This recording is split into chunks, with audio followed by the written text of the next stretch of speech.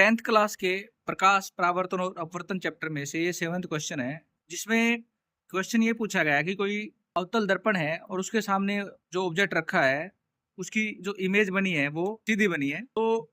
उस ऑब्जेक्ट को कहाँ रखा गया है। इसके लिए हम क्या करेंगे कि हमें ये पता है कि जो अवतल दर्पण है वो केवल एक ही कंडीशन में इरेक्ट इमेज बनाता है, और वो ये है कि अगर ऑब्जेक्ट को P और F के फोकस के बीच में रखा गया हो। तो यहाँ पे हमने ऑब्जेक्ट ए बी को F और P के बीच में रख दिया है, और एक पैरेलल रेज है वो मुख्य फोकस के पैरेलल चली गई, और वो कहाँ से जाएगी, फोकस में से जाएगी। इसी तरह एक रे है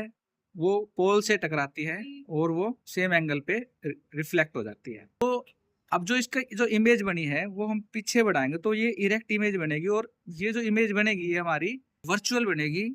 और इरेक्ट बनेगी। अब हमारे से क्वेश्चन ये पूछा गया कि इसकी प्रकृति मतलब इसकी नेचर कैसी होगी। अब क्वेश्चन ये था कि जो इसकी रेंज है ये कितनी दूरी से कितनी दूरी के बीच में इसकी रेंज होगी, कहाँ पर हम ऑब्जेक्ट को रख सकते हैं। तो ऑब्जेक्ट को हम कहाँ रख सकते हैं, 0 से 15 सेंटीमीटर के बीच में हम कहीं भी अगर ऑब्जेक्ट को रखेंगे तो जो उसकी इमेज बनेगी वो सीधी और आभासी बनेगी, और जो इमेज का साइज होगा वो ऑब्जेक्ट के साइज से बड़ा होगा, ज़्यादा होगा।